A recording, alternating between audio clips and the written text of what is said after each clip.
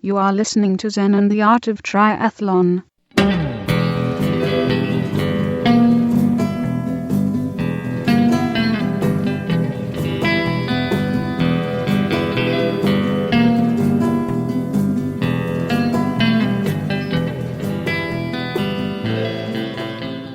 Well, hey there, all you triathlon studs and studettes. This is Brett Blankner with another great episode of Zen and the Art of Triathlon. Hey, on this show, we have a great guest, Erik J. Fisher from the Beyond the To-Do List podcast.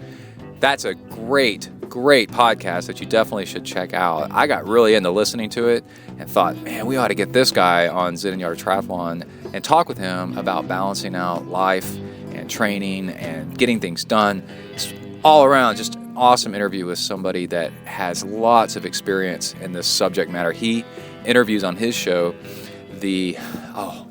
like David Allen and such, the biggest people in the business of productivity and being smart about your day. So that's a really great interview. Also, after the interview, we get into the training log, and on that, I've made some notes here to tell you what we cover in that one.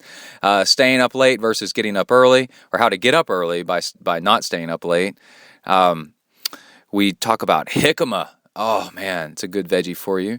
We talk about getting faster, a method to get faster in the pool by timing yourself with a wristwatch continuously as you swim, and it is foolproof. It really works really well. I talk about doing shovelglove, which is a sledgehammer workout, but actually doing it on the bike between intervals without getting off the bike on the trainer, and doing sledgehammer moves, 16-pound sledgehammer, which is about as heavy as you can get.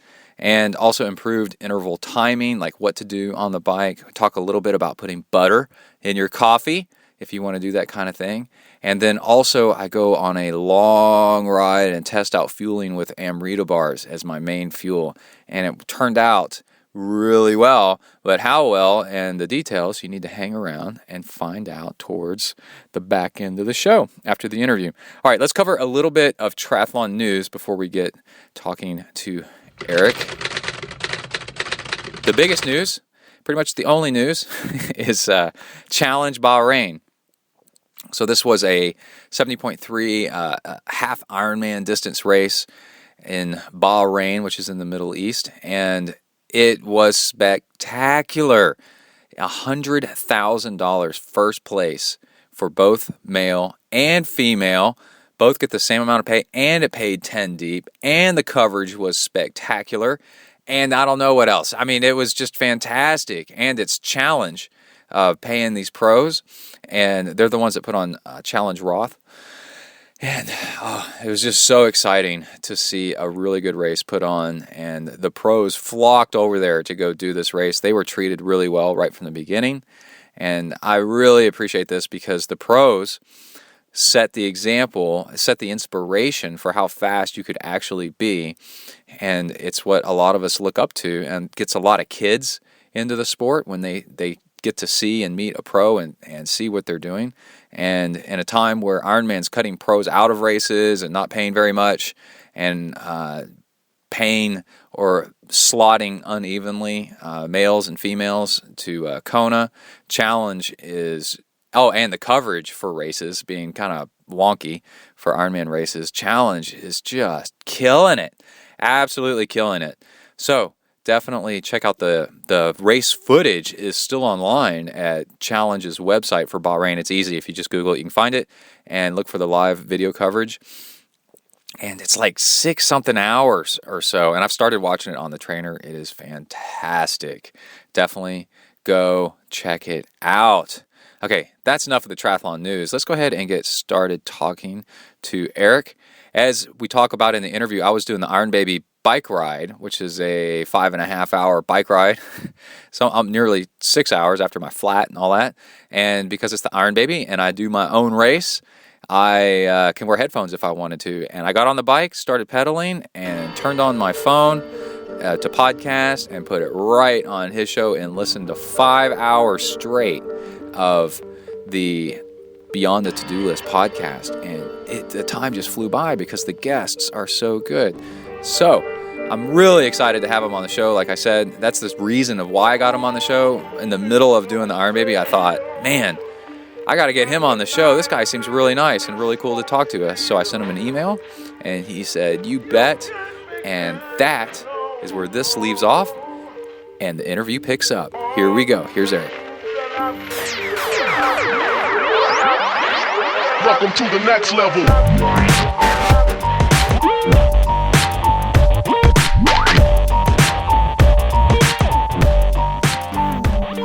Hello.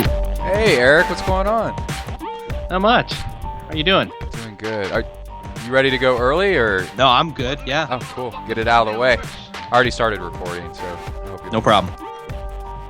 You know, as a podcaster, you have to warn people, right? I usually don't. I don't even worry about it. That's a step beyond me. That's awesome. Oh, man. All right, I am here with Erik Fisher from Beyond the To-Do List podcast. How's it going, man? I'm doing good. How are you? Good. I bet you this request for you to be on my show just came out of the blue, didn't it? No, you're in a stream of. See, now that sounds like everybody wants to talk to me. No, yeah. I mean, I get requests all the time, but I try to fit them in. So yeah, here you go. Have you been on a triathlon podcast yet, or a Zen podcast yet? No, this is new for me. So, yeah. Well, I have to tell everybody. I mentioned it in my last show, but I don't know if I was able to communicate what the impact it made on me and how cool it was. What I did, Erik, on about a week and a half ago, I did a self-supported Ironman. So that's all. It's a 5-hour, for some people 6 to 7 hour bike ride in that thing. And because I'm doing it on my own, I can listen to headphones and stuff like that, right? And that is a long time on the bike by yourself. And so what I did was I loaded up some podcasts to listen to, and I came across yours well before the event, but I'd listened to, I don't know, like maybe 5 or 10 episodes or something like that, and I was like, this is good. I want to listen to this on the bike. I think I can just listen to this the entire ride. So nice. I rode 112 miles nonstop listening to your podcast. Oh, wow. One after the other and after the other. And I just thought, I wanted to compliment you on a really well done show. It's fantastic. Thank you. I wouldn't be able to have done that, for so long in a row if it wasn't. So I strongly encourage people to go check it out. And the other thing, so your show it's exactly what the title says. It's about productivity, but we tend to get caught up in doing to-do lists. And then I think, and we're going to talk a lot about this, succeeding and failing based on how well you do this to-do list. So what's beyond that? What does it all mean, and how do you actually transcend the actual to-do list and then actually try to find the truth behind what you're trying to do? And then also there was a recurring theme in your show is half your guests at least seem to be from Nashville. That was not intentional. It just somehow. And I knew I had happens. In my email to you to try to get you on my show, I was like, by the way, I used to live in Nashville. I used to live in Franklin, Tennessee when I was like 6-7 years old. So I had to throw that down there. So yeah. So tell us a little bit about the show and what have you learned from, how do you get these people on your show that are so interesting, and then what have you learned from doing all these interviews with people? Well, the show, again, so beyond the to-do list, what that means to me is we focus on how to do our stuff better, how to do it faster, how to do it better, how to whatever. That's the to-do list. That's the tasks, what we're doing. Mm-hmm. I like to think beyond that, because by thinking and asking the questions of, why am I doing what am I doing? Why am I doing what I'm doing? why do I want to do that? How can I do different by moving beyond it's almost like a vision thing. It's if you're navel gazing at your task list versus looking up and seeing what's out there, Right.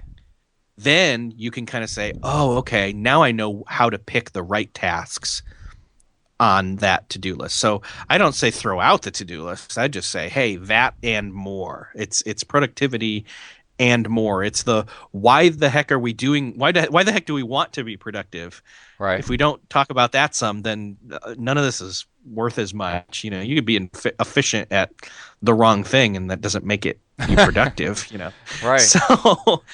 So it's kind of that holistic approach, I guess, is what I was going for, and I guess I did it because everybody likes it. So yeah, it's really neat. Yeah, and so you've managed to even get like the holy grail of to-do list guests, like with David Allen on the show. Yeah, in fact, he's actually coming back on in a couple weeks. So. Oh, he is? You got to be like so stoked to have him on there.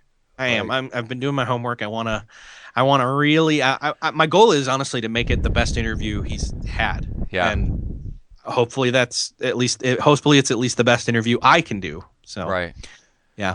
Yeah. Is what I find interesting about your interviews, like let's say with David Allen, is you kind of put them. I wouldn't say corner them, but you make them describe like how they're actually doing stuff in their day-to-day life. And all these, what's funny is with David Allen, all these digital versions of his system have come and gone, and it's extremely complicated. And I think he'll say that he's the first one just to use pen and paper. And he still is, even to this day. I've heard he was on a show that I listened to just a couple weeks ago, and he's still doing it. Like, he's using pen and paper, and that doesn't mean he doesn't capture digitally, but he processes stuff very, in a tangible way, and there's something to that, I guess.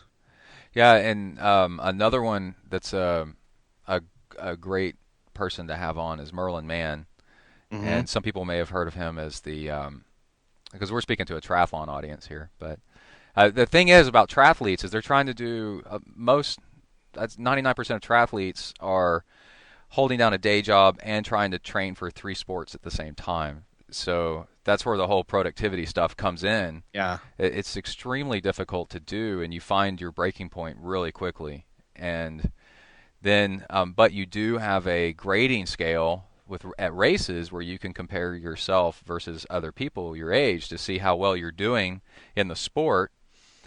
And then also how well you're doing in life, I guess, by how expensive your bike is or something. So you're able to compare yourself, like how well you're handling all this. And but Merlin Mann is famous for the inbox zero statement. He's such a funny guy to listen to. He wishes he could retract that so many times, or I don't know, the chaos that it's caused in the productivity world. Yeah, and. He's on another great podcast, Back to Work. If you want to get a full dose of Merlin Mann for people out there. I honestly try to listen to that one live as often as I can. Yeah. So he goes off on some great tangents. He's great. Yeah. Yep. Yeah. And but I remember, I don't know if it was on your show or another one where I heard this quotable moment from him where he said that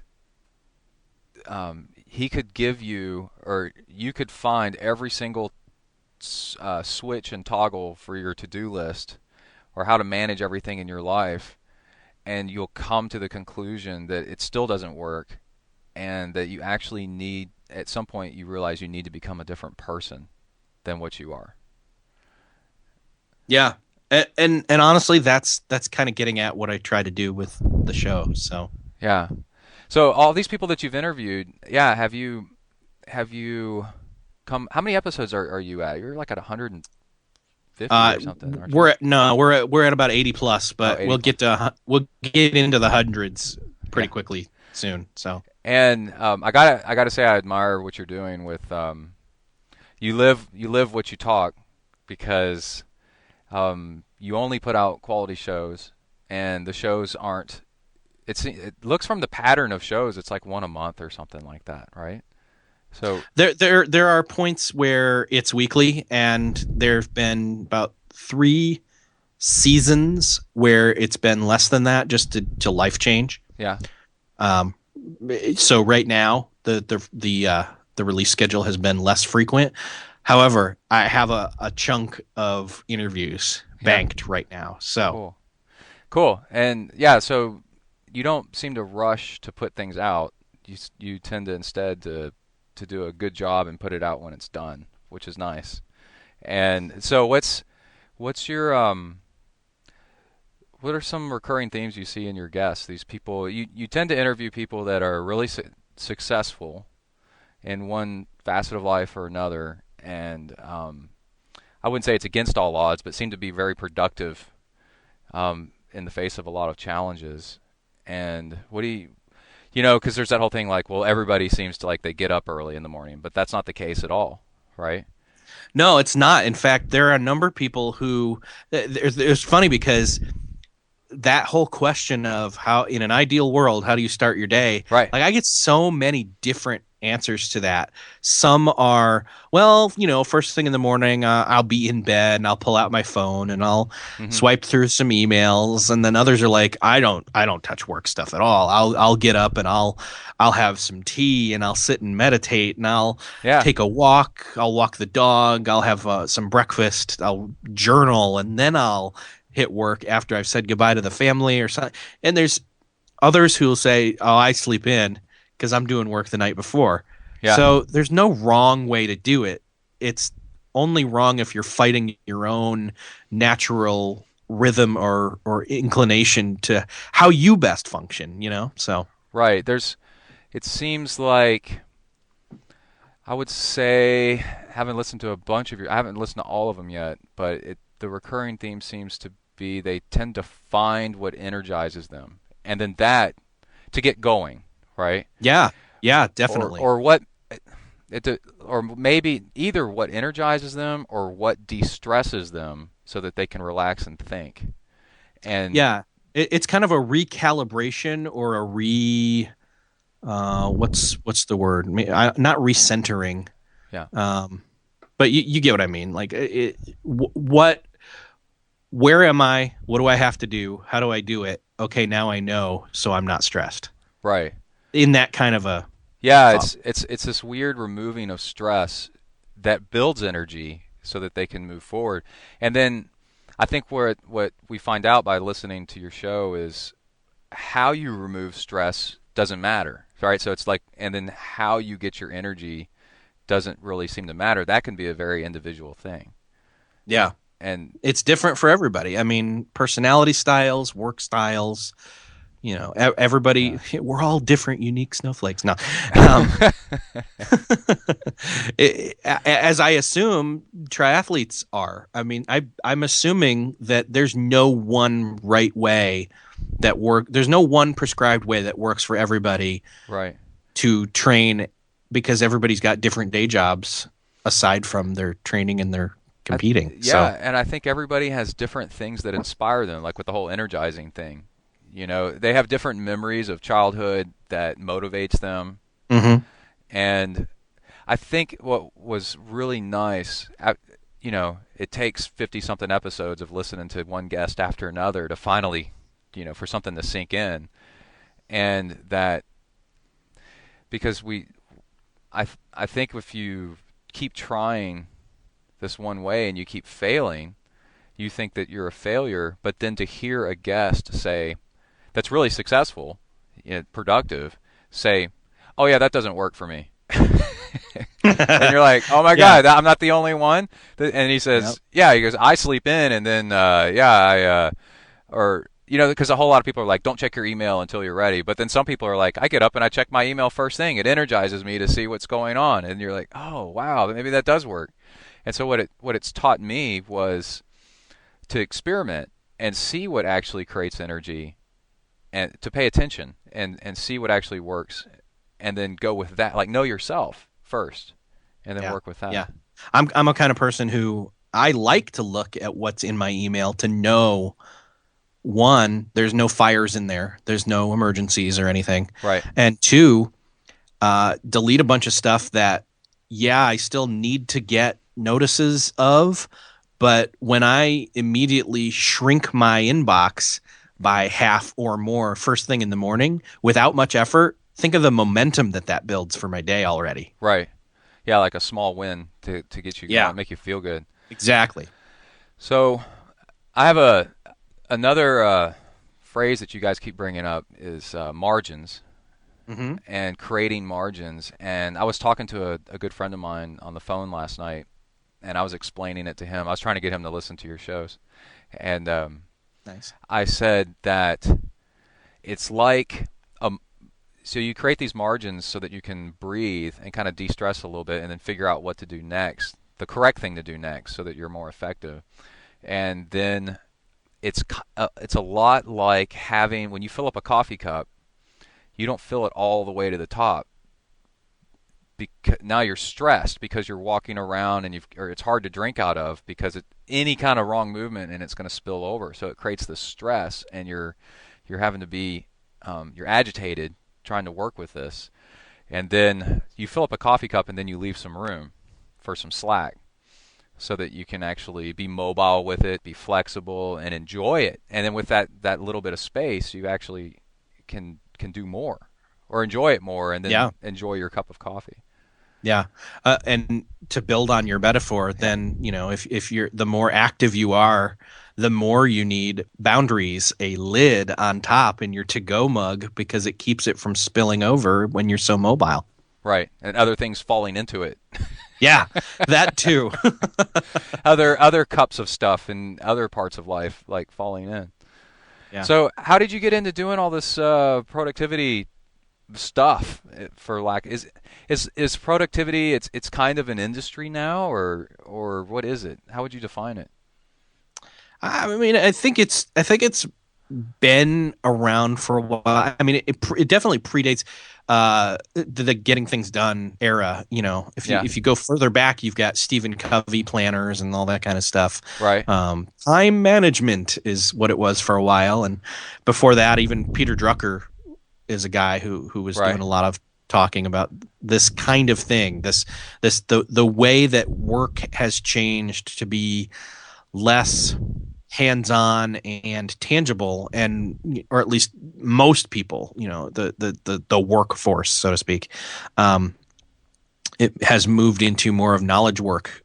Mm-hmm. and even more so now, it's become digital, and it's become, internet everywhere accessibility is this new wave of things. And so I kind of grew up in the being aware of Franklin Covey type stuff and GTD as it was coming out, but didn't really do anything with it until a few years after the book was out.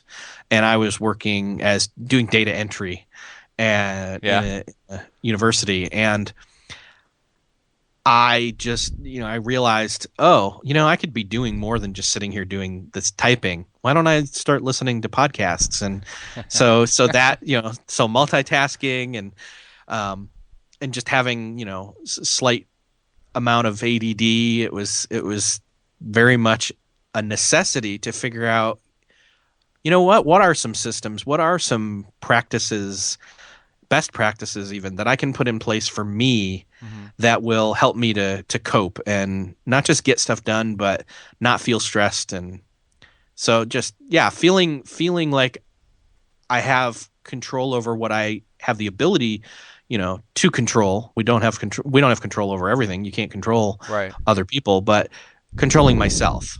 Right. So and then as time went on, that's where it's kind of morphed from. And then what inspired you how'd you get started doing your own podcast about it? I had been a podcaster. I'd listened to podcasts since they came into iTunes in 2005, summer of 2005, and gradually I did a comedy podcast with a friend of mine for a while back in 2007 and 2009. We did different seasons of it, and then I started doing a podcast about social media with a friend, Cliff Ravenscraft, and gradually just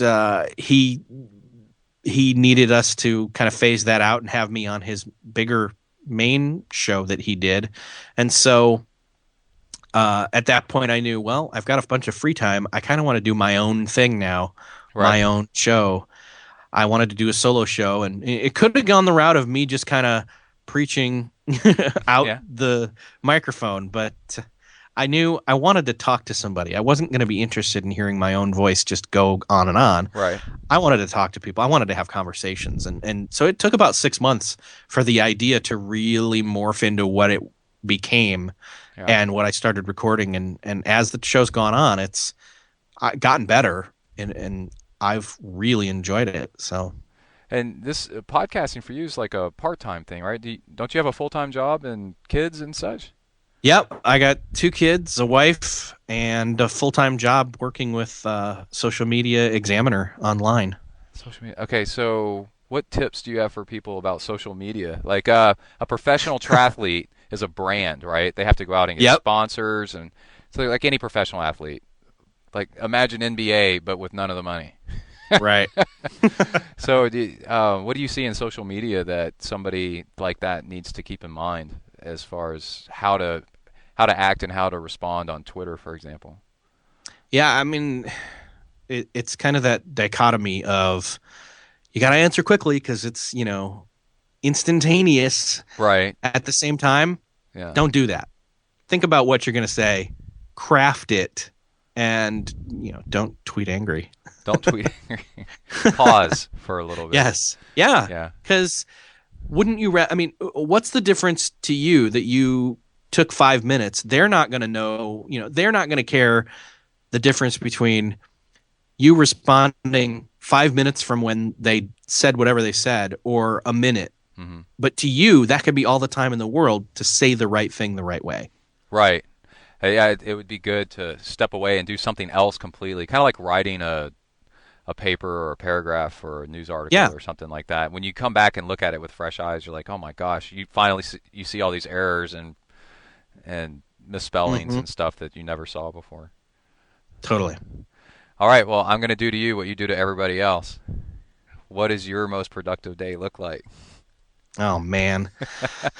Well, I got to bed early the night before, and I got enough sleep, and I woke up, and I'm, most likely I'm drinking something warm, which is most of the time, and then I'm probably going to sit and relax and read and warm my brain up, and then I'm going to get my phone out, and I'm going to go through, and I'm going to wipe as much of those emails clean, and assuming there's no fires to put out in there, then. So what time are you getting up, though, do you think? These days it's before 6. Okay. Because of the time change we just did. Yeah. I was getting up at about 6 so that I had a little bit of time before everybody else got up or had to get up. But then with changing that hour back, my body was used to 6. Mm-hmm. It's now used to 5. So Right. I'm giving myself leeway and still getting both. I'm getting benefits both ways. I'm getting to sleep in, but also get up earlier at the same time. So. Okay. So you're checking your email on your phone, right? Yeah. Okay. And why instead of a laptop or something like that? Partially because if I sit in front of the laptop, I may get distracted and start clicking around and going a bunch more places. Mm-hmm.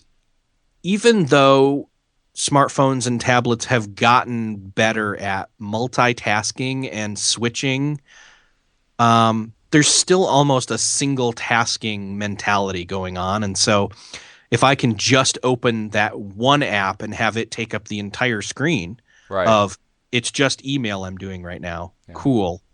I can swipe up and down and hopefully get to the point where there's almost nothing there to swipe up and down. Right. Because I've swiped it left and right and gotten it out of there. Yeah. Boom. Clean slate. Okay. To quote Merlin Mann, inbox zero. He's going to kill you. But not the way he meant it. So there you go. But not the way he meant it. Yeah. So, okay. So then breakfast or what? What do you do? Yeah. Then, more often than not, the kids are up pretty early, especially 3-year-old son. Yeah. So it's maybe some cartoons. Maybe it's breakfast. It depends on I kind of take that chunk of time. There's a boundary between, or there's a zone where, okay, everybody gets up and they either need to get ready and go, and then they're gone, and I'm then home alone, or I help get them ready. I take my daughter to school, get back, and then I do some more stuff. And honestly, by having that time ahead of that chunk where I'm on family mode, when I get my me time before family mode, you can be better family guy. I can be better. Yeah, exactly. Yeah, so I know what you mean. Yeah. Okay, so you work from home. That's really the priority. Yeah, you work from home then. I do. Okay, and then so what do you leave for lunch, or do you stay at home all day, or how do you get some people interaction? Oh gosh, certain days. Okay, so my wife works part-time, and certain days are the days where she and my son are home, and then there are other days where she's at work and he is being watched. And on those days, on the days that they are home, I will, unless there's some urgent thing she needs to go do errand wise, I take the car and I go to my favorite coffee shop. Oh, okay. And which I was picky about. I picked one where they've got some music going on and it's not super crowded and there's nice kind of ambience and space between all the people. Yeah. Not a Starbucks. Right. Not crammed in there. Yeah. Exactly. So I've got that, and then I try to, on the days where they are out for most of the day and I'm home, that when they get home, I kind of do a transition where I interact with them for a little bit if I can, and then get out of the house the same way, and then come home for dinner. Oh, okay. So it's kind of a flip-flopping kind of, which day is it today? And and then what about in the evenings? What do you do? I try to, for the most part, if it's we do dinner, and then I'll try to do family time as much as possible, and then really it depends on what tasks are left. If there's anything pressing that can't wait, I will pull the laptop back out and work on that a bit before bed. I try to keep away from screens though as much as I can within the last hour and a half before laying down. Otherwise it's hard to fall asleep. But yeah, for the most part, there's a chunk in there where the kids have gone to bed and I can do some more. Or if if it was really pressing, I would just say, hey, tonight I really need to go back out to the coffee shop and take my stuff with me. So what do you use to manage all your projects and the to-do list and stuff? Well, I'm using a cross-platform app called Todoist. Oh, I know. Yeah, I've used that. Yeah, and that's my favorite. It's just slick. It's clean interface, easy UI to master, and it's got power tools hidden underneath it, but on the surface, it's literally just a list maker, and you can, make lists of lists or just single lists, and there you go. It's got some really good it's got some really good filters, so you can filter things down, and I go back, and what I find is it doesn't do some things that I prefer, where workflowy is so based on how you feel, you do whatever you want, and then I find I go back and forth between the two, and I find it sabotages my productivity because I got half my stuff in one and half in the other. But I'm looking, really what I would like is workflowy with due dates. Because it has no due dates in it. So and I got recurring stuff that I would like if it had due dates and recurring dates, then I would be so happy. But and I've got those set up in Todoist so that I can just But workflowy does something for me where it's it's so much like pen and paper, just a straight list, and I love bulleted lists and going out layers really quickly. I get frustrated if something doesn't move super fast, and workflows. Todoist is just a tad bit slower than workflowy, so I keep going back to workflowy. Well, it drives me crazy. I'll say this: I do use a miniature legal pad and pen, and I will take some of the stuff. I will actually look at Todoist and copy some stuff down on paper, and then I get to analog cross it off, scribble it out, and say, okay, done. I might start doing that because I've found that because with Workflowy, you're allowed to keep exploring what works for you, and if you keep doing it, you end up coming up with something that works. And what I found out that works is a very simple list of just like 2 to 5 things for the day. Yeah. You could totally do that with Todoist, like you're saying. You could look at the bigger list, grab the things you need to do, and just write that on paper, and then check in at the end of the day and scratch off the stuff that you've done. And sign things off. Well, cool, man. Thanks for being on the show. And, you're welcome. Thanks for having me. How do people can find you on the podcast beyond the to-do list? And do you do anything else that you want people to get in touch with you about? You got any sponsors or anything like that? Not. I mean, we're in between right now, so just check out the shows. beyondthetodolist.com. Who are your most memorable, let's say, 3 interviews so far on your show that people, if you want people to go have a really entertaining show, who should they check out?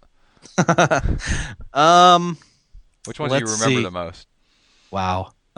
Well, entertaining versus beneficial might not be the same episode, but I would definitely say check out the David Allen one. For sure.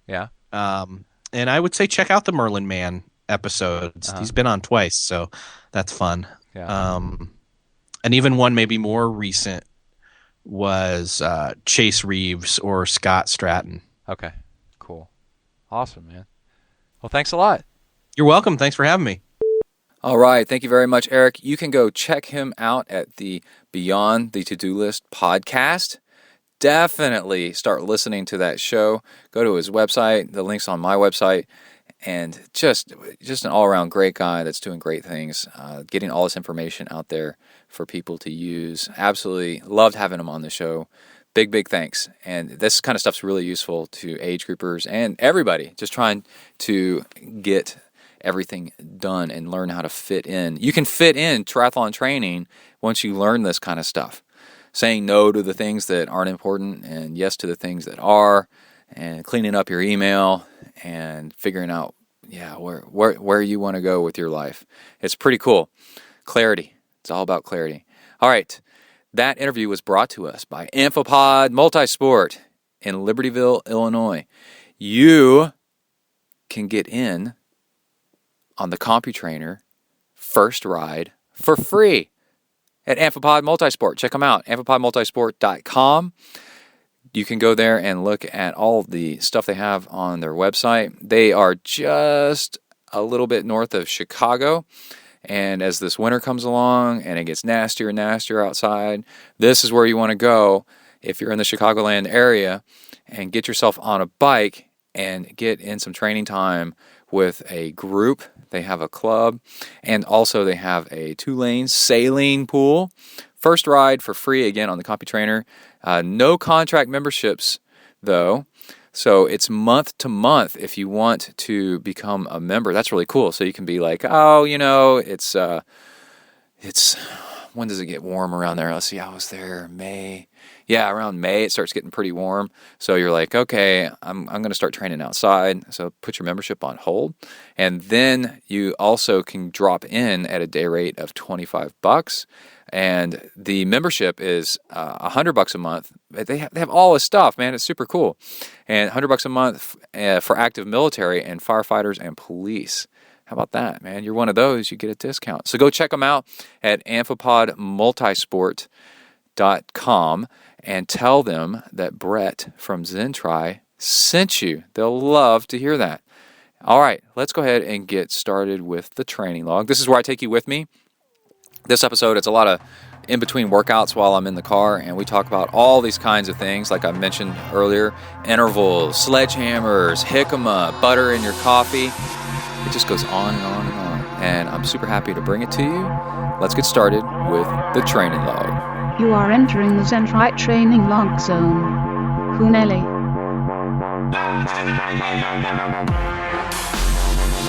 Hi everybody, my name is Brett. I'm a triathlete. Hi Brett. I decided it's time I got some friends more suited to my status. But Joe, we've been friends for years. Hey, we all make mistakes. Come on, dudes, let's go exercise! Exercise! Yeah! I'm gonna do sit-ups till I poop myself! All right, training log. December 1st, driving down the freeway, leaving the swimming pool on the way to work. It's a Monday, and I've got a truck in front of me pulling a trailer with stuff falling off the back of it that I got to keep my eye on. Like a cardboard box, and probably has a box full of nails or something. We'll find out.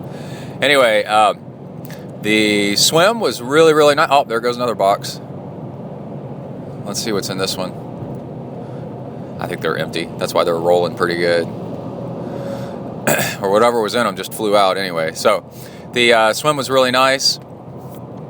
Nice, long, easy warm-up until I started feeling good, and then started hammering out intervals, which slowly escalating the pace and then holding the pace and then trying to hold it a little bit longer once it's burning really good, and then stopping at the wall and catching my breath, and then eventually going back into it again and taking a little sip of honey kind of here and there to keep the carbs up, since you're doing intervals, which are pretty intense. You burn through carbs pretty quick. You need to be used to taking them on when you need them, and yeah, that's how you do it. Anyway, got a little productivity tip for you. The time you spend at night is really interesting. A lot of people waste a lot of time at night. They think that they can't get up any earlier because they're tired when they get up. But then if they look at their time, you will see that you stayed up until 10 o'clock or something like that watching TV. And society's engineered this way, or TV is engineered this way, to keep you up late, with all the late night shows and stuff like that. But it's very, very counterproductive. And the way you work yourself out of this is really cool. You make a list of all the things that you got done, let's say after dinner, or later in the evening when you decided to stay up. And then you look at that list over a few days and you'll see that it sucks. It is full of nothing. It's a bunch, it's compared to the amount of time you spent 4 hours watching TV over the past couple of days at night after dinner, and you did not get 4 hours of things done. And so that motivates you to say, well, okay, I'm going to try to go to sleep just a little bit earlier, and then a little bit earlier, a little bit earlier. And then in the morning, those waking hours, instead of at night watching the boob tube, in the morning, you're up and it's quiet and you just got up and you've had a nice cup of coffee and you start cranking out work or exercise or whatever you're doing. And it makes a big difference if you shift it to the morning, when in the morning all that crap isn't on. All the David Letterman and gosh, I don't even know what they are. I don't even watch them anymore. It was a big change in my life when I started doing that. Also, we traveled a lot last week. Well, traveled some, but last night, Sunday afternoon, drove home, and knowing what I know about travel and stress and how that reacts with your life and working out and stuff like that, your body can't tell the difference between different kinds of stresses. So even though I could have worked out last night, I didn't, because we drove three and a half hours last night anyway. And that's a lot of having to be on that kind of wears you out, and unpacking and all that other stuff. So what you do, and what I did, was yesterday morning, I made sure I worked out just a little bit extra hard, because I knew that I wouldn't be working out in the evening, and because I'd be too tired. And it was true. I was just kind of bleh, and needed to get other stuff done, needed to unpack and stuff like that. So you can front load your workouts for the times that you know that you're going to be stressed out. And it's not even stressed out like as you would think. It's not like, oh my God, I'm stressed out. It's just stress from doing things that where you have to be on or be paying attention. It kind of wears you out a little bit. Your brain burns through extra calories. And a little bit of cortisol kind of wears you out. Anyway, I'm at W to the ERK. Going to get some stuff done. Be back in a second. Out, bang. All right, super fans and trash cans. I'm in the car on my way to work again, but this time it's Tuesday and I'm leaving my house. Had a really good trainer ride this morning and things surrounding that I wanted to detail.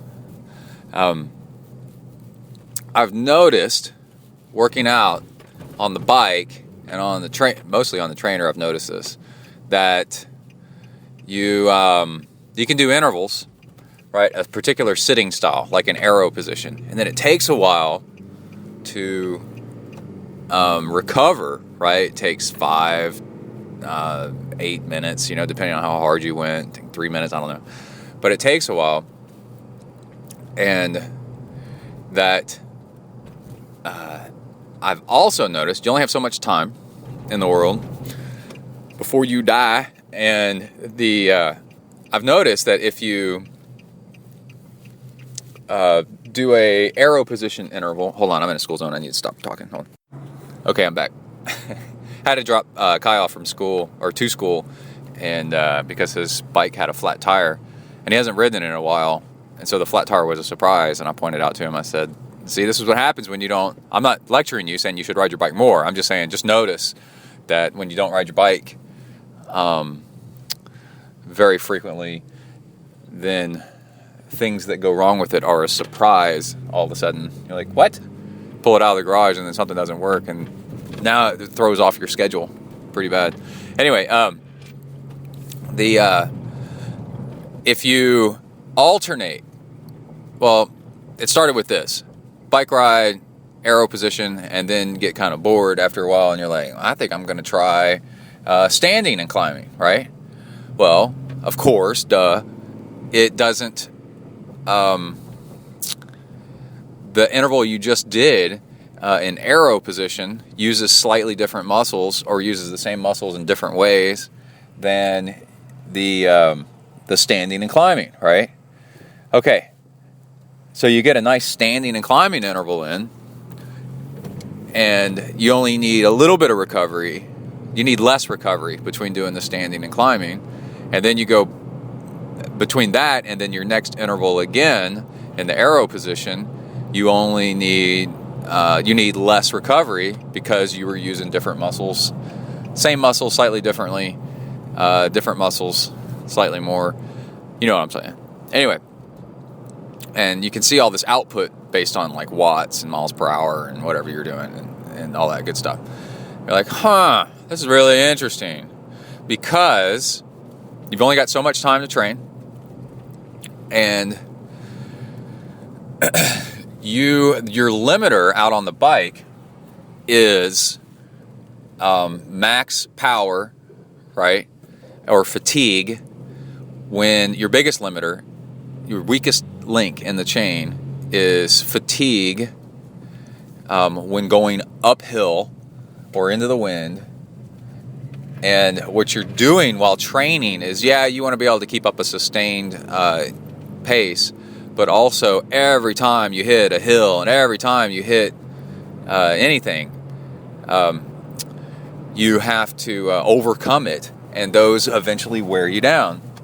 And the more resistant you can become to those, that's why they call it resistance training, the more resistant you can become to those situations, the faster your overall speed will be, because you'll be able to sustain more power, more speed, and be less affected by inclines. Now, as you go up, you don't need to be in arrow position once you drop below, I don't know, it's like 15 miles an hour. It just kind of depends. You can feel, because there's headwinds and things like that, but you can feel where, man, if I sat up or if I stood up, being in arrow position doesn't really matter because I'm not going fast enough. So now you're sitting there thinking, okay, instead of training in the arrow position or intervals always sitting or whatever, you could be alternating between you could be alternating your intervals between arrow position and sitting position and standing position, and getting in a more effective workout, and also it cramming in more in the same amount of time, because they're using everything slightly differently. And you're improving muscles that you're going to use and your fatigue resistance for real world riding out in the Badlands out there. And so my ride this morning, I've been thinking about doing that, making that part of my habitual pattern for a while, because I've started to notice that, and today I really noticed it. And over the last episode, I talked about getting I get tired of talking about it all the time. I got a KOM. Well, part of how I got that KOM was I was standing and climbing over certain sections and sitting up and climbing over other sections where it was, up. And being able to put out great power in every situation, sitting, standing, and arrow, actually will improve your overall time, improve your overall speed. And so that's what I did on my intervals this morning. I decided to mix it up and develop a pattern. Arrow intervals, then short break, and then standing intervals. And I was like, man, I can go arrow, and then with just a really short break, like a couple minutes, I can go right into a standing interval. And then right after a standing interval, I can recover for a little bit, a few minutes, and go right back into an arrow interval, right? And not only did it seem like it didn't bother the different muscles, it actually felt like it made them better. Like somehow it brought more blood flow or something to the muscles. So then when I went back and did arrow, it was a better interval because I'd done standing. It was really weird. And so now I'm getting in nearly the same amount of intervals as I was in arrow position, but I'm now, like, I'd say 85 to 90% the same amount of intervals, but then also in arrow position, but also I'm getting in intervals standing and then sitting, right? So I would do as well, right? So arrow, standing, then back to arrow, and then a sitting interval, and then back to arrow, and then standing, and then back to arrow, and then back to sitting, right? So it's always, there's arrow, and then I alternate between standing and sitting to mix them in, because I still think arrow is where you're going to need to do the most work, but those times where you need to stand or sit and pedal are actually critical. Okay, and this is for triathlon. If you were just road biking, then you'd be sitting all the time and standing. All right, and then I think, Andy Andrews, I think that's his name. I was listening to a podcast, the Beyond the To-Do List podcast, and this guy's famous for writing a book. I think it's called The Noticer or something like that. But I'll put a link to it somewhere on the blog at ZenTriathlon.com. The thing he was saying that was really cool, this interview, was everything's about perspective. And there's this chain of events that was really nice. If you can remain calm, and there's two different kinds of people, right? In a situation, some people will freak out and some people will remain calm. The calm people will be able to think, and then will be able to come up with ideas, and those ideas can be answers to the situation. And people that are freaking out and not calm will continue to propagate the calamity and the stress, and won't be able to think of an answer, and just make things the same or make things worse. So everything has to do with perspective. That's actually a Zen thing.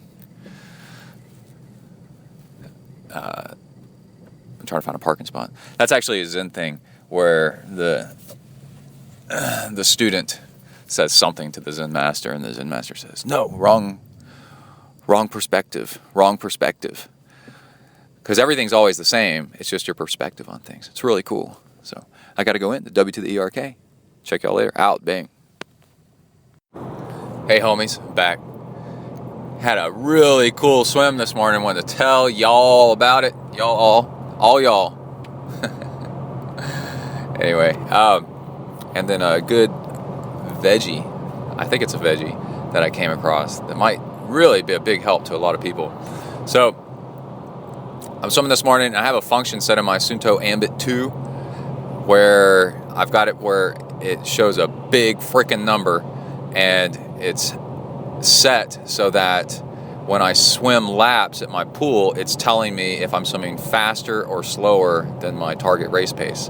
Okay, so this is a lot like, and you can do this too, this is a lot like running on a treadmill and setting the treadmill to your race pace. Imagine setting the treadmill to your race pace and then running along and then doing things with your running form to see what makes you go faster or slower with the same amount of effort. So you're like, okay, what if I ran with my hands a little bit lower? Then you start running off the front of the treadmill, and you're like, okay, well, that's faster. And then you say, well, what if I lift my heels a little bit more? And you start falling off the back of the treadmill. And then you're like, okay, well, that's slower. So you can start picking away at simple little things in your form to make you faster. Well, how do you do that in the pool? And this is almost genius. I would say it's genius, except I came up with it, so it's better than nothing. Anyway, you set your watch to lap.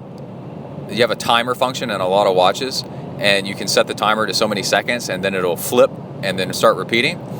And I swim in a 26-meter pool, and it's just an oddball size pool, and that's a long story. But I swim in a 26-meter pool, so swimming an hour pace is about, I think it's about 47 seconds or 48 seconds for every lap. I don't know, I programmed my watch a while back, so I don't remember the number exactly. It's about 48 seconds per lap, and I'll start swimming along and warm up and everything, and then I'll flip my watch over to that mode to show this number, and if I start beating my time, then I'm going faster than my race pace, and if I change up my form, and I start going slower, right? So this is with, I start going slower, then I know that that's dumb. Whatever I just did to my form, don't ever do that. Do the faster thing, right? And this is really cool because you can just look at your watch while you're swimming. When you do a flip turn or something and look at your watch, it's the big number that's right there on the screen on my watch, and it's fantastic. You know, I can speed up cadence.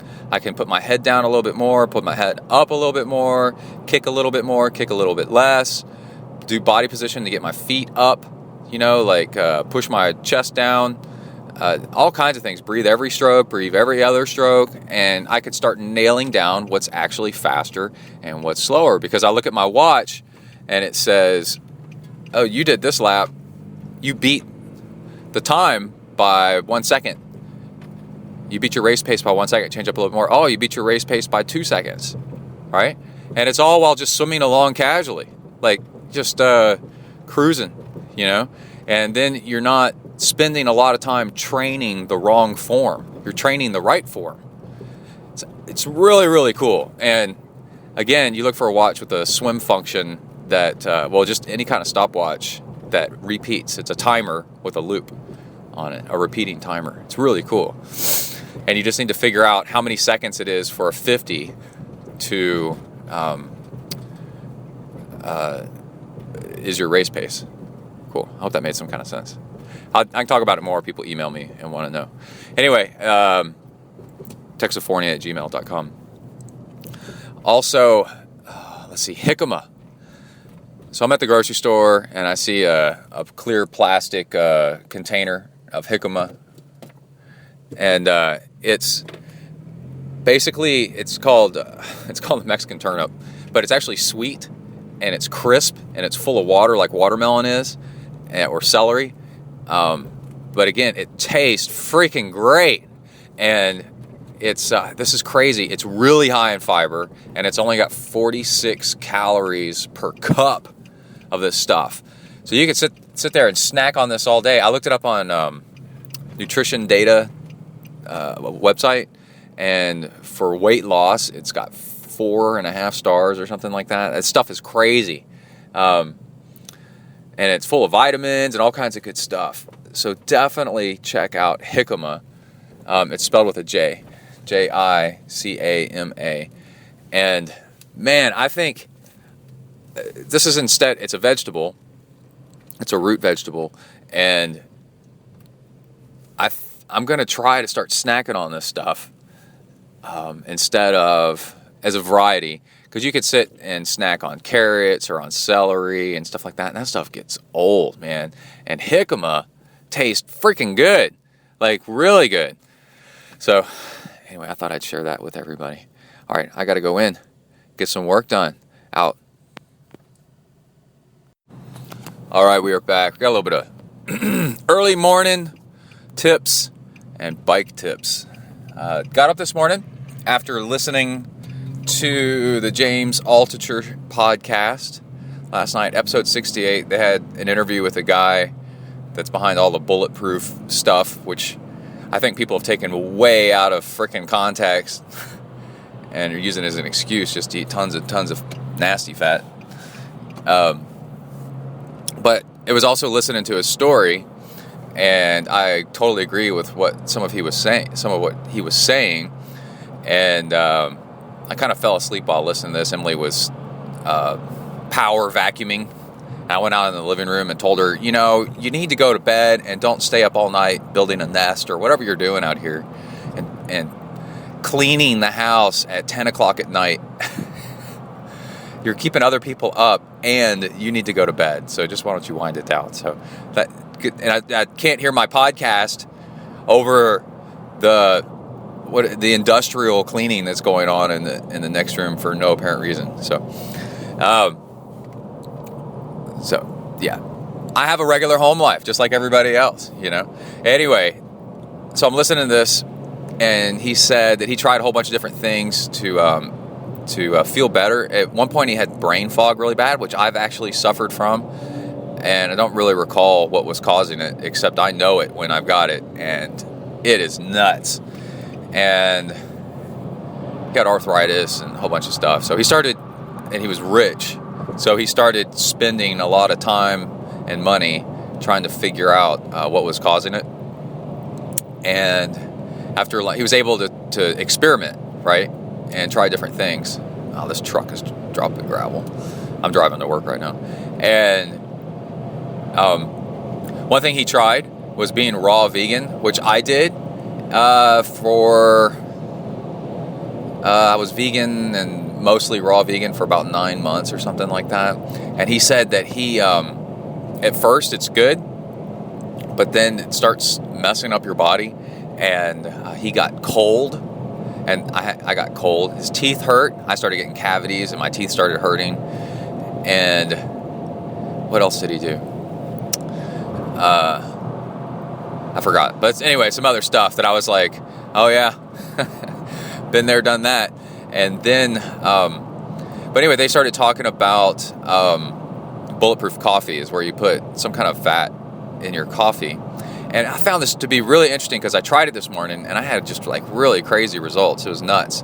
And I do know, I believe for a fact that you can, if you eat fat, it encourages your body to metabolize fat. Enough people have said that, where it seems to be a thing. And then in this interview, they were talking about how they tried it and just had tons of energy, like all for hours and hours and hours, and it was pretty nuts. And I have this problem where I get up in the morning and trying to get going and getting on the bike or swim or run, I get real sleepy, and then I have to pee a lot, which is a sign that your body doesn't have enough blood sugar, calories, or something. Pee a lot during my workouts, and it's real frustrating. And so I tried this, and the pee a lot isn't all the time. It's just kind of randomly. Like, I don't know what's causing it and stuff like that. And I drank coffee this morning and put a small size pad of butter. I drank 2 cups of coffee because I usually drink 2, and in each cup, and melted it and made the coffee taste fine, you know, whatever. And then I got on the bike and was, after a while, and I also had a small bowl of cereal with it's like Raisin Bran with regular or 2% milk in it, which is something I eat all the time anyway. And I'm like, I get on the bike and I have like a fantastic workout, and I didn't need anywhere near as much sweets to keep going. I didn't have to pee or anything like that. And I was like, man, this is really freaking cool. So I'm not, convinced one way or the other how healthy that is. But if you're having poorer results and then you try something and it gives you better results, that tells you that maybe your body's missing something. And the whole thing with fat working, enabling your body to start kicking ass by metabolizing more body fat for energy, kicking it off, is a thing. So, I don't know, something to look into. Just thought I'd throw that out there for y'all to try. If you want to give it a try, go out there and try it and let me know. Post back on Twitter, ZenTriathlon on Twitter, if you tried it, and see what happened. And then, what else? I've narrowed down the bike intervals to something really effective. Do an interval in arrow position, and pretty soon after arrow position, you can do a sitting interval, and then pretty soon after that, you can do a standing interval. And by the time you take a break after that, and by the time you take a break and kind of gather yourself, you can go back to doing an arrow interval on the bike, and your arrow interval muscles are pretty fresh now, and that's 3 things, right? But you can do that like 3 times or 4 times in an hour, and it's 3 or 4 times of doing something, wearing out some muscles that really increases performance. It's like lifting weights. And then there was something else. There's this thing called shovelglove. Go Google it and enjoy yourself for a while. I used to do it a lot more, and I've gotten away from it. But it's where you take a sledgehammer and you work out with a sledgehammer as a free weight. And it's cool because the hammer, has a lever on it. So you can do all kinds of crazy things with it. And there's all these videos online of people using it, how they use it, different moves that you come up with and stuff. But I was doing curls and overhead press, 1-arm overhead press, tricep, shoulder lifts and stuff like that with a 16-pound sledgehammer on the bike while I'm sitting on the bike. I just lean over and pick it up by the handle while I'm on the bike between intervals, right? Because my legs need some recovery, but my arms and shoulders aren't really doing anything. So pick up the sledgehammer and start doing overhead presses, 1-arm overhead press with the sledgehammer. And it takes a little bit of practice, but I used to do it a lot, so I'm pretty good at it for a dumb dude in his training cave. And it works great, man. A really good workout, upper body, and you're locked into the trainer, so you just sit upright and just keep spinning your legs gently while you do this. It's pretty neat. So anyways, Google it. It's called shovelglove. And there's just, like I said, tons of videos and websites about it. It's pretty neat. All right, out, bang. All right, we are back, driving to W to the ERK, leaving the pool. Just got off the phone with ZenTri nurse, a.k.a. my wife, who was giving me the update. I've got an old dog that's peeing on the carpet every once in a while. We just put in new carpet, and boy, that's frustrating. Don't know what to do.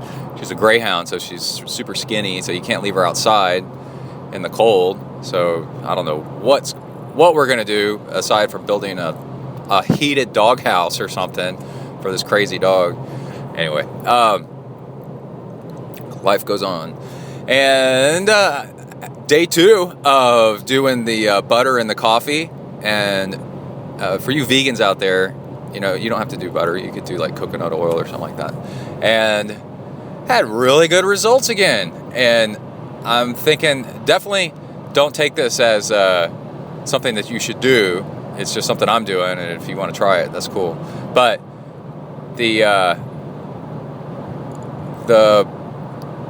energy level, sustained energy level during the swim, I swam for 50 minutes nonstop, and it's different. It really is different. There's the body's just cruising along and going pretty hard, and it seems difficult to tap out of energy. It's just there's always energy there to pull from, and yeah, it's really bizarre. So I would say that it's more calories available because you've eaten more, and then the calories aren't as fast acting, so they don't bottom out as fast. So that's as far as I'm going to go with that. Anyway, that's pretty cool. And I'm also really excited about Challenge Bahrain coming tomorrow on Saturday. I guess we'll have some results for that on the news part of the show, because it's going to take me a few days to put the show together. I'll throw that in the beginning. And yeah, man, that's going to be such a cool race. I don't know how to watch it so much. Interesting concept that you should know about high-paying races is the higher the top prize purse, first place is, and then the steeper the drop-off, then the more radical the racing you get, because people redline it, going to the limit, trying to get first place. So if you're like in first place, if you're in second place, and getting first will get you an extra $50,000, which is the case with this race, Challenge Bahrain, and it's a 70.3. So it's not even an Ironman length race; it's a half Ironman. You are going to kill yourself to get that extra $50,000. The difference between second and first is going to be a minute probably, and so what you're going to end up seeing is people on the bike and on the run, just neck and neck, trying to pass each other, just going all out, because the difference between first and second is $50,000. And then the difference between second and third, I think, is like $25,000. And then it starts falling off down from there. It's a really cool play on human, I don't know if I wouldn't call it greed, but I mean, it kind of is. But the human economics and dynamics of what people will do when there's a huge difference with just going a little bit faster or a little bit harder, and how fast they'll push themselves. So it really drives me crazy when you've got races and people involved say, well, racing is boring, so we're not going to pay, so we don't get that many people to watch, so we can't pay a lot. If you think that way, you're thinking about it backwards. You can get tons of people to watch a darts championship, right? And the champion dart winner wins $1 million because the champion dart thrower, throwing darts is freaking boring as hell, And so the champion dart thrower, the guy that wins, gets $1 million, and the guy that gets second gets, I don't know, let's say, $10,000 or something like that. And it's like, holy crap, everybody wants to watch because they want to watch what people do, and there's so much pressure, right? And that's car racing. People start rubbing bumpers and crashing and stuff like that because they're pushing the limit so hard because the prize is so great. So when you want more people and you want more money in your sport, you actually got to up front pay a lot more money, and then the eyeballs come. Nobody's going to come watch something where people are just exercising for, $5, right? Anybody can do that, but it's when you put a whole ton of money on the line then all of a sudden a whole bunch of people get really excited and come to watch. And that's what's going on with Challenge Bahrain. It's pretty neat.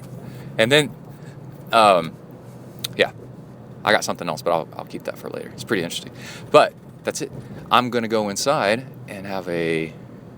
I wanted to mention an Amrita bar. So my breakfast this morning was 2 cups of coffee and a little bit of butter in each cup. And that gave me some calories and some fat burning to start off with.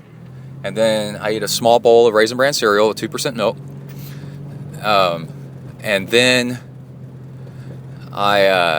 what do I do? Oh, before I got to the pool and right before I got in, I had just I don't know, half a tablespoon or so of honey, because I don't know, when I start working out, I tend to go too hard too soon, and you burn through fuel too fast because your body isn't really warmed up yet. So I've learned that. So like half a tablespoon of honey, which I don't know, it's like 30 calories. It's nothing. And then as I was driving to the pool, half of an Amrita bar. And usually during my swim, I'll have to go, well, feeling kind of, because I swim pretty hard, I need more energy. So, I'll have like Gatorade or something like that on the side of the pool. No, not that. No, the past 2 times I've done this, working out in the morning with the butter and the coffee, I don't need any fuel once I get going. I'm fine. That's the crazy thing. And so over that almost hour swim, got that half of an Amrita bar kind of sitting in my belly, just digesting away. I think that's about half of an Amrita bar is about 110 something calories. And then, and plus I had that bowl of cereal, small bowl of cereal about 45 minutes before that. And then, what else? And then when I got out of the pool, I had another half a tablespoon of honey, and then the last half of that Amrita bar as my recovery fuel. So I feel great. It's pretty cool. All right, out, bang.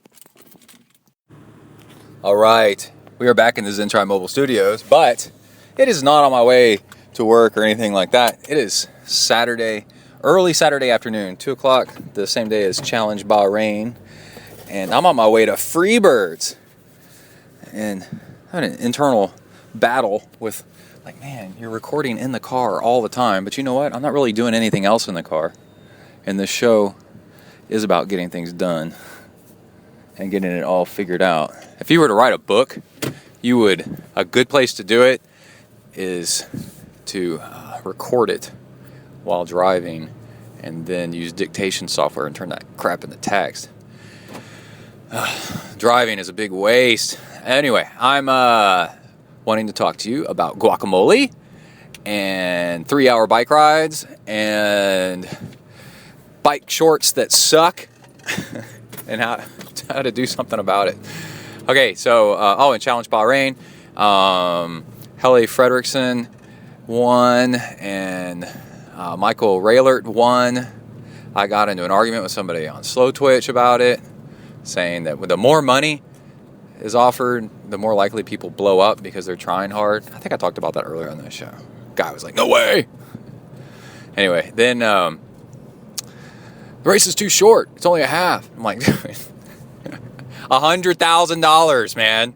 $100,000. Helle made more money in 4 hours than I did in a year. So anyway, looked at the calendar yesterday and asked Emily, my home boss is what I like to call her at work, my home boss, and said, hey, what are we doing tomorrow? And she said, nothing. Kai's going to a birthday party in the afternoon sometime. I'm going to drop him off at the ice skating rink. And I said, oh, cool. Do you mind if I go for a long bike ride in the morning and a short run afterwards? Actually, I didn't tell her about the short run. That was later. And then she said, no, go ahead. I think that's cool. And so the thing is, with polarized training, you're doing so much interval work and so much rest. And then the mindset is really long workouts don't really help you that much. But you do need to do them. They actually make you worse, because they wear you out more than they make you better. And but you do need to do them to get a data point. That's what I like to call it. On if your fueling is going to work and what you're able to do, at kind of easy or moderate pace, stuff like that.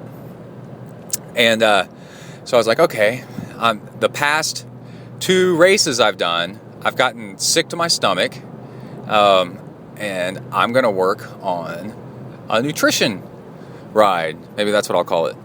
So I got on my bike, and I did the 2 cups of coffee waking up and a couple pads of butter in it. I still don't know if that's really a thing or not, but I did it. And then had some other kind of carby thing, a bowl of cereal and a couple of scrambled eggs, and then made up my fuel bottle situation. And the plan for this was to eat an Amarita bar every hour, which is 220 calories. It's about significant portion of it coming from fat, and all like 40 calories of it or something like that coming from fat, and then the rest of it carbs and protein, and then whatever calories I need on top of that as sugary crap that you get. And I have EFS laying around, which is really high quality sugary crap. And then I said, okay, let's do another 100 calories per hour on top of the Amarita bar. And then I'll also bring a flask along with me of honey in case that's not quite enough. And so I'm riding along. Before I take off on the bike ride, I drank 1 serving, which was 90 calories or so of Amarita bar of EFS, like the 20 minutes or so, before I took off on the bike. What that does is it gets you taking off riding, feeling pretty good. And then so I'm riding along, and I'm eating a third of an Amarita bar every 20 minutes, which seems to be pretty nice. I guess I could do every 15 minutes now that I think about it. And then my fuel bottle is, I got an Aero bottle mounted to the frame, and with permanent marker I've measured out and drawn lines on it for half and then quarter full and 2/3 or 1/4 full, 3/4 full, you know what I mean. And with that's enough for me to interpolate, like 1/3 full and crap like that. Anyway, so I'm riding along, and I'm making sure that I stay on track and don't drink my my sugary crap too fast as I'm trying to stay on track with my Amarita bar, which worked out pretty good. I ended up having to wait for construction, so that messed up my timing just a little bit, and had to wait on a train. I was like, man, in this one ride, I've had to stop more often than I ever have in years. Anyway, my ride has no stoplights, stuff like that. It's got a couple of stop signs, but if you listen, this summer I got a ticket for blowing through one on 9/11, 2014, which actually I do have to go pay that ticket and take defensive driving for riding through a stop sign on my bike. Anyway, so along the ride, there was a couple times where I felt like I needed a little bit more energy, and so I took a couple, I think twice. I know twice. I'm wondering if 3 times. Took a sip, and we're talking that's probably about 30 calories, but it's super sugary, stuff. Oh, I should have gotten on the freeway. And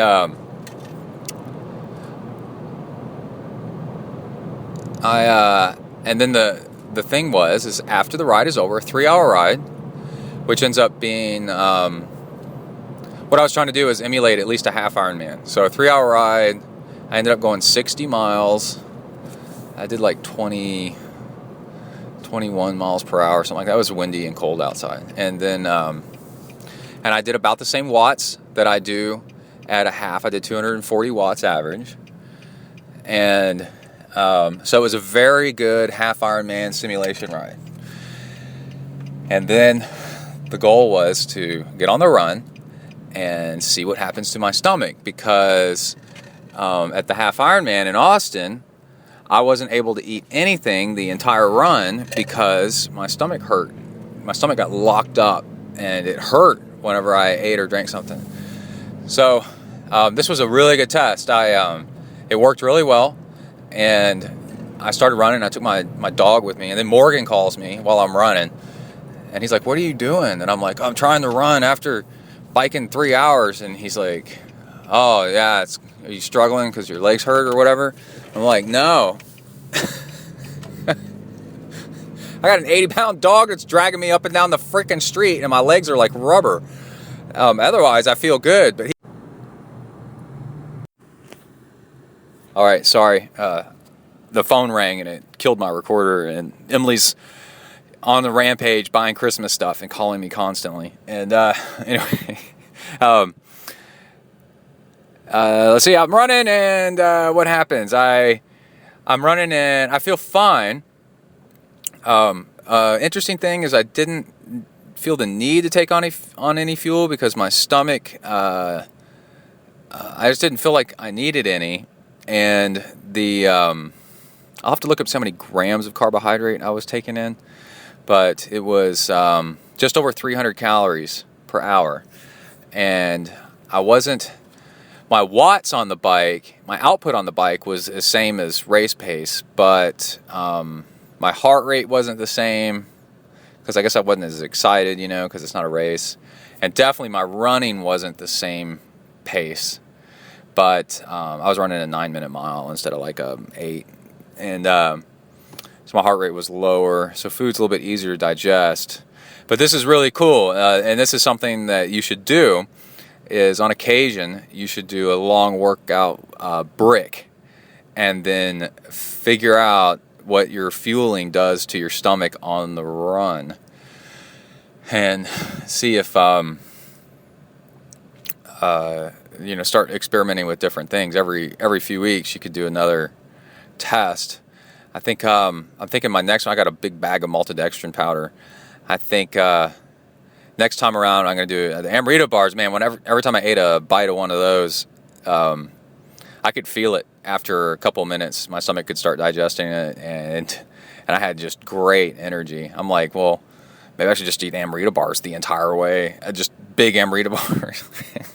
I'm like, well, I don't know. I mean, it's kind of expensive, but then you got to do what your body performs on the best. I remember my best ever half Ironman run. I ran like a low 7 or something like that. Was after eating Lara bars, which is kind of like an Amrita bar, and I remember there was an aid station that was messed up. I wish I had my fueling. I wonder if I could go back and look. No, man, dude, I had this spectacular run off the bike where I was able to hammer, and I just drank some Gatorade kind of here and there. On a cousin of Amrita bars, and I like the Amrita bars even better. So I think I'm on to something. But big thanks to the guys that have pointed out on Twitter to try Amrita bars. Okay, I got something else. The bike shorts, you have different pairs of bike shorts, but they're pretty much always black. And but some bike shorts are good for long distance, and some are. I put on these bike shorts, and I'm like, oh, these are probably all right. And I've been getting some chafing on the side of my crotchal area from something recently, and I was like, and it's annoying as hell. And I was wondering what it was, and I bet it was these freaking bike shorts. Because I put them on, and I am like 20 minutes into my ride, and I put on skin sake, like, lube stuff down there, and this stuff is just abrading, grinding, scraping into the wedge up there, and particularly and I'm just like, man. And so I thought, I got an idea. I need to do this when I get back to the house after I leave Freebirds. Take a permanent marker and write on the maxi pad, the pad in the bike shorts, Right. I was thinking like what I'm going to write on them, like don't wear for long rides. These suck or something like that. But, no one else is ever going to see it except somebody that might be working on your laundry with you. And then it's just kind of funny. And it's a good reminder so that you're just grabbing gear and going. And some gear, like they're fine for short distance stuff. But when it's sustained long rides, man, dude, they're killing me. And then also, I was listening to something. And they were talking about foods to snack on and stuff like that, and healthy foods if you want to stay away from too sugary stuff. And he or she said guacamole, and then I guess it was James Altucher's show, and he's been having some really good shows lately. And he said, I do like to put guacamole on some of my stuff. I like that. And then the person said, no, just eat it with a freaking spoon. Like just eat it. It's great, and there's nothing wrong with it. And the James kind of sat there for a second and was like, I guess so, and yeah, I guess I could do that. And he or she was like, do it, man, it works. It's really, really good. So I have a trick for you. Guacamole goes bad if you leave it open to the air. So there's two things you can do. You can pour lime juice on it every time you use it. Lime juice keeps it from turning nasty brown to the part that's exposed to the air, that's been exposed to the air, the container that you opened up. And then, so that does work for sure. But then I don't know, it's kind of meh.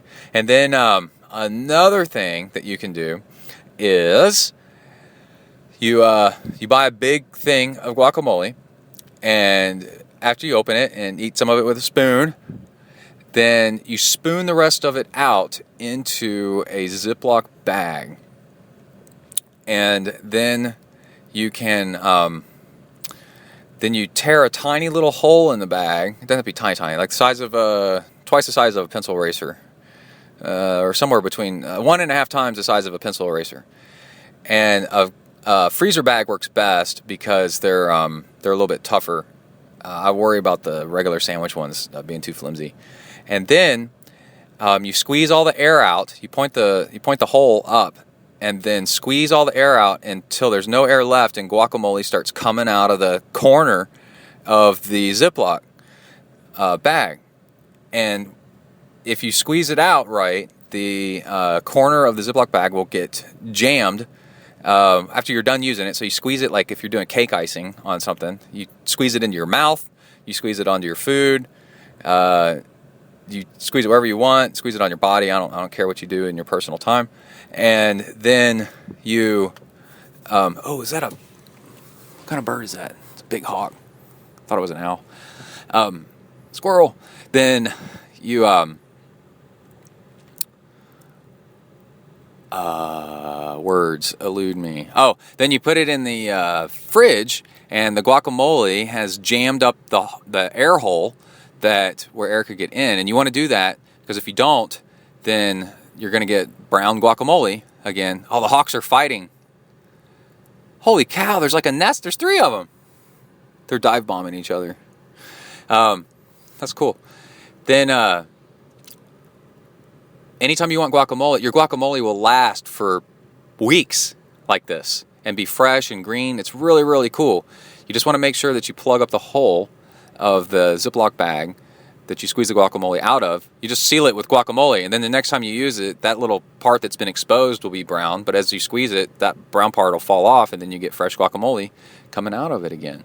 And guacamole, if you eat, it's kind of like the butter thing. If you snack on guacamole kind of here and there, for example, then you're never really that hungry because you have a nice base layer of fat, because guacamole is really high in fat.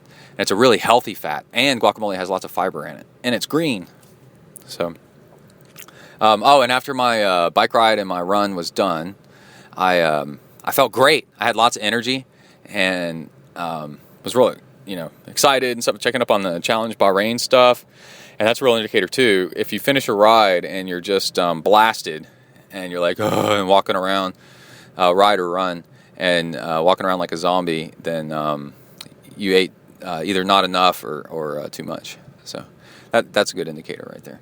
All right, I'm going to go eat some Freebirds with some guacamole. Out Bing. All right, let's go ahead and wrap up the show. Got a lot of cool stuff happening just very recently, and thought I'd mention it.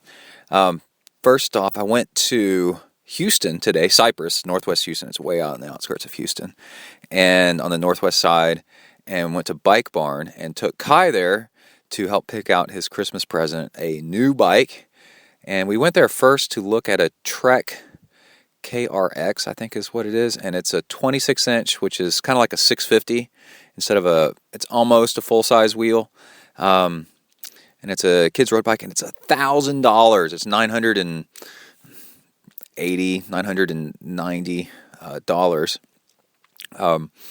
and it's a perfectly good bike. It's a Trek, and Emily wanted me to go and get it for Kai. And then we were going to surprise him on Christmas Day. And I started thinking about it. And the most important thing about a bike is bike fit. And I talked Emily into letting me take Kai with me. And because you want to put him on the bike, and you want to put him on several bikes and make sure he likes it and make sure it fits and make sure it's just a tiny bit too big and it's something he could grow into. And so we get there, and Kai has no idea that we're probably leaving with the bike. And he said, I said, okay, what about this one? He's like, oh, I like it, Daddy, this one's cool. And we're walking around and stuff, and they get it down, and he sits on it, and he likes it, and it fits perfectly.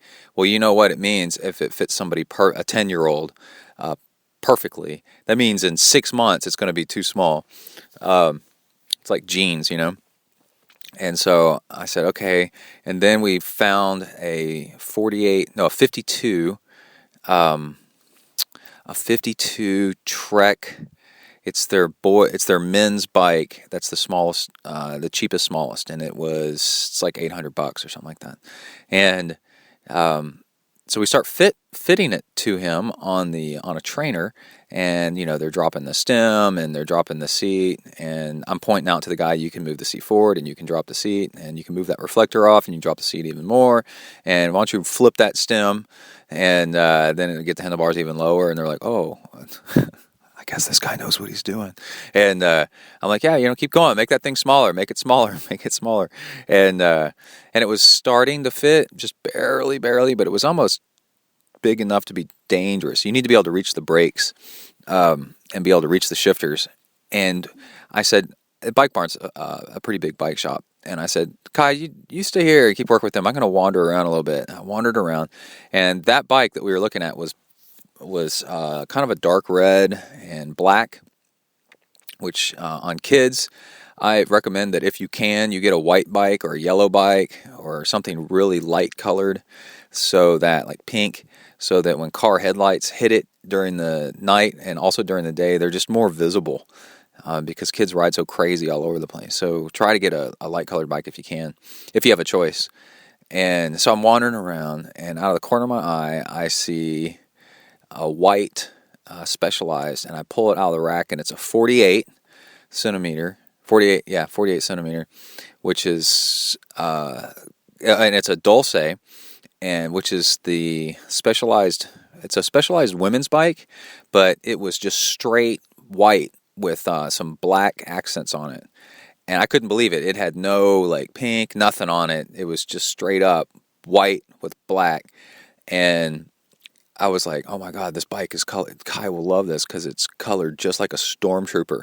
And I take it over there, and it's just a tad bit smaller than the one we were trying to make fit for him that was just a tad bit too big. And I go, Kai, what about this one? And he goes, oh, wow. and it's a Specialized Dulce, and it's $780. So it was, more than $200, or just about $200 cheaper than the one. And so they put Kai on it, and he's pedaling it and stuff like that. And I said, Kai, if we get this, it's going in the hiding storage, just being put away until Christmas. You can't ride it until Christmas. He's like, okay, that's fine, like that. And so anyway, and also I told Emily before I left, I said, Kai and I can have a father-son trip to Houston. It's an hour each way, and we can just have a really nice time together, doing this, and just have a good time, father-son, and so Emily's like, okay. So I called up Emily and I said, I think we found the bike. And so we went ahead and got it. And yeah, I'm really, really excited. So also we've been working on in the past, for months, years maybe. Kai comes in while I'm on the bike trainer and he says, I want to ride on the trainer. And I'm like, well, we don't have one we tried putting his bike on it, his old bike, and it's a 24-inch wheel and it won't fit. The trainer roller drum won't hit the tire. And I'm like, man, I'm really, really sorry. But his triathlon coach has like 4 or 6 or something like that trainers that will, Kurt Kinetic, the green ones, will actually reach the smaller tire of kids' bikes. And so we called him up, a couple weeks ago and asked, or emailed him, and he said, yeah, come by, I'll leave one out. But then it never happened. And then finally, just by coincidence, it happened today where he left it out for Emily went by and picked it up. And so Emily had that at the house when we got back from Houston. And Kai's new bike, true to my word, is locked away. He can't ride it. I told Kai, I caught Kai, messing with it and handling it. And I'm like, Kai, what are you doing? You can't be touching your bike. And he's like, I just want to pick it up to see how light it is. And I said, you can pet your bike. You can visit it and you can pet it, but you can't be on it. You can't be handling it too much. That thing is for Christmas. And then on Christmas Day, you can actually ride that thing around all you want. He's like, okay. So we took his old bike, which he can barely ride because his knees are hitting the handlebars, and we put it on the trainer. When we got back from Houston, Kai and I had a snack and sat around a little bit, and then we got on the bikes, and I rode. He got on a little bit before me, so he probably did about 25 minutes total. And I showed him, he pulled up Netflix, like some Nickelodeon thing, and was... just checking the battery on my phone here. Dismiss. Okay. He was watching Netflix on an iPad, and I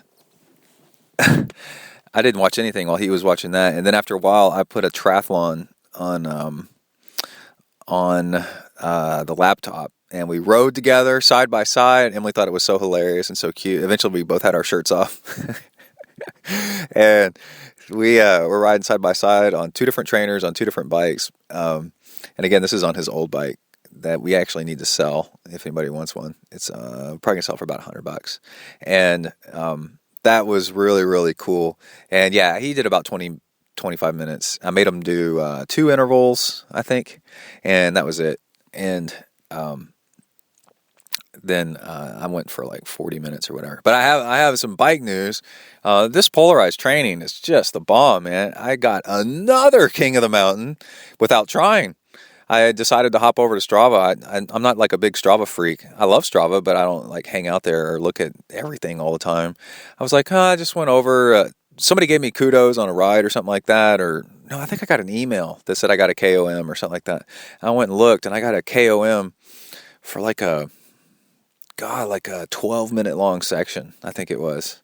It was many miles long, and 240 something watts average for the entire thing, just on rolling terrain. Somebody is between 2 intersections, and that was kind of cool, So big props to the interval training on the bike. It really does make a big difference. Oh, and Kai and I, we stopped by Chipotle, and I had a vegan burrito. I might go with less meat and less cheese to try to drop weight. I keep struggling with weight. I've put on about 15 pounds since I was at my lightest. I'm going to start working on peeling that off. It's starting to frustrate me. But anyway, but also the last 5 has been because, tapering and not really working out as much because I'm taking a break from all the training. So let's see. Let's go over some donations and emails to wrap up the show. And do we want to mention any sponsors? Let me go up one on my sponsors list. Got some really good emails this time. New Republic Brewery, let's mention them.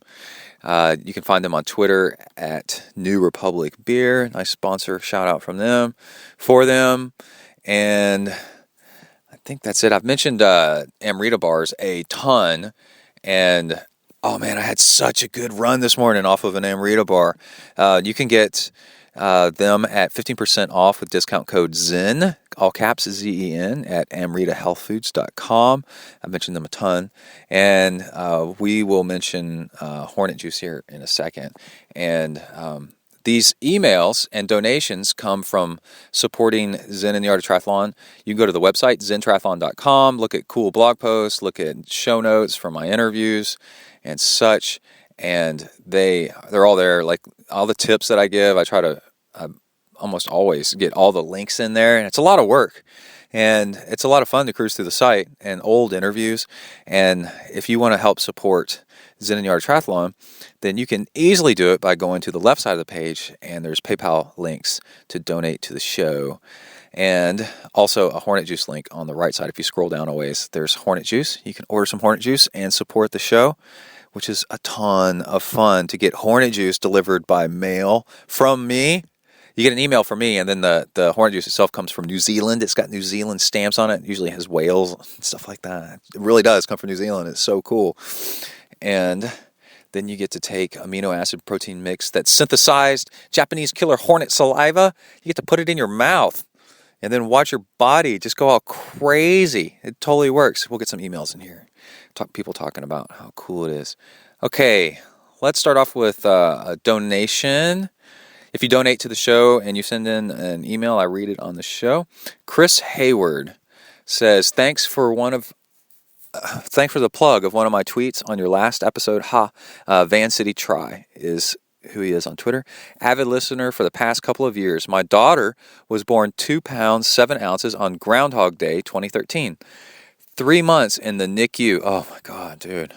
3 months in the NICU, and that's neonatal intensive care unit. Anybody that knows what those acronyms mean, you gotta feel for them in their heart. NICU, and your Iron Baby episode moved me.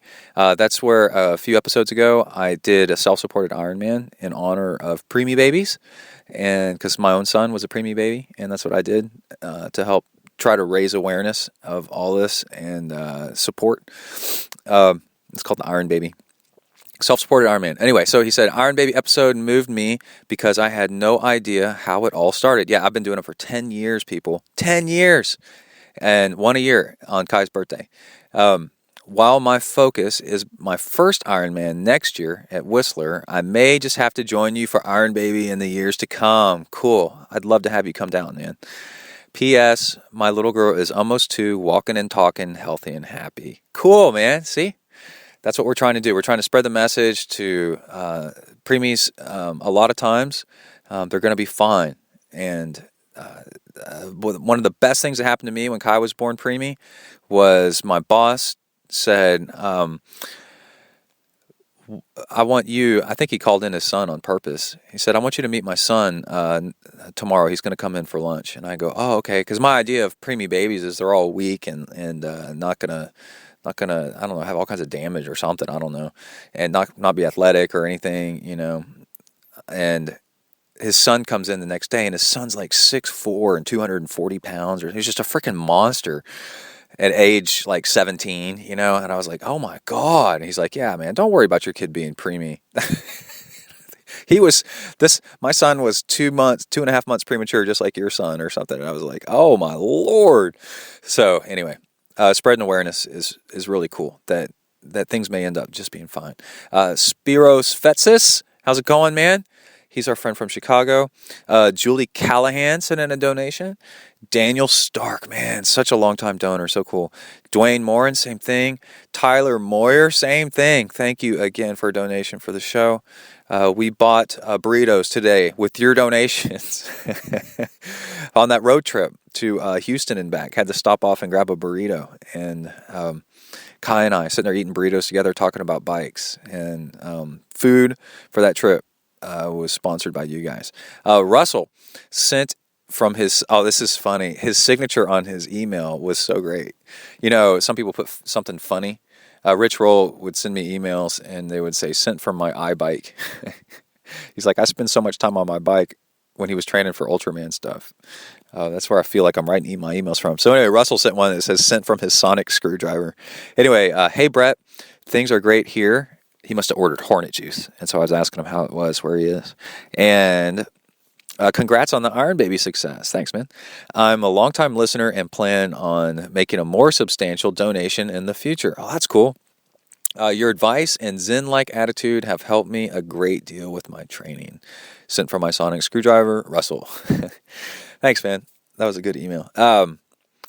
We've got one from Christopher Allen and Ken Soderquist. And then I got a couple more emails. These are good. Here we go. Alan Thompson about vitamins. Hey, Coach Brett. Greetings from Ireland. That's all I know. That's all I can do. It's a wee bit of gold compared to the rainbow. And I just ran out of stuff and offended millions of people.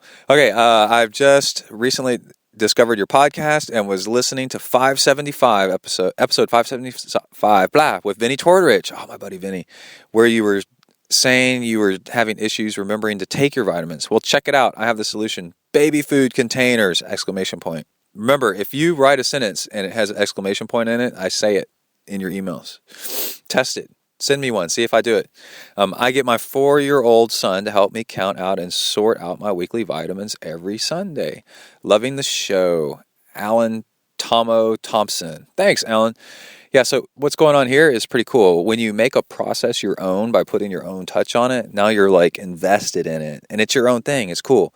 So like if somebody else gave Alan baby food containers and said, use these, he'd probably be like, ugh, whatever. I don't know. And then, but because he came up with baby food containers, he's probably going to do it for the rest of his life. Isn't that cool? So think about that whenever you're trying to come up with your own stuff that works for you. And thanks, Alan. That was really cool. Yeah, because on a baby food container, you can write on the lid with a permanent marker different stuff. And then our last email is from Bill Dowis. And it says, hey, Brett, I just listened to the interview with John Hirsch, pro triathlete John Hirsch. I am excited because I will be at the Watchung 50K. What is that? That he is doing. Where it must be in New York somewhere. Anyway, that's that 50K. It's John Hirsch's first ultra that he's ever going to do. And do y'all? Oh man, I'm having a squirrel moment. Do you remember Wang Chung? Everybody Wang Chung tonight. Remember that song? I was like in middle school when that came out. Anyway, I may be just a spectator when my fiance runs the half marathon there, but now I'm itching to sign up for the marathon or 50K option. Dude, you should. And then give John Hirsch hell while he's out there. Yell at him that he's not going fast enough. Anyway, great interview, and I love the show! ! By the way, I signed up for my first triathlon. It is in June in Philadelphia. Now I just got to figure out how to swim. Signed, Bill. Okay. Start earlier on your swim than you think you need to. Just go frequently and then try to keep up during the sprint stuff with the people in the lane next to you, the people in the faster lane next on your faster side, and try to work your way up through the lanes. And you want to be king of the lane, right? Fastest person always goes first. So work your way up to be the fastest person in your lane, and then after a while, try to switch lanes, and now you'll probably be one of the slower people in the next lane, and then work your way up to be the fastest person in that lane. That's how you get faster. Start sooner rather than later, man, because it's all about technique and drag reduction. Okay, I think that's it for a show. Got more interviews, as always lined up. Thanks for, we got one with Tawny coming up really soon. And Helly Fredrickson, who just won Challenge, she promised on Twitter that she would do an interview with us. I don't know, now she's a bazillionaire. She may be too busy and too rich for us common folk down here in ZenTri land, but I doubt it. She seems pretty cool. And then... Tawny and that. Always lots more stuff actually coming up. I'm always working on interviews. And actually, I was thinking, I want to start doing interviews, if we can, with Kona qualifiers, so age groupers who figured things out and what they changed over time to get faster and start doing Kona speed.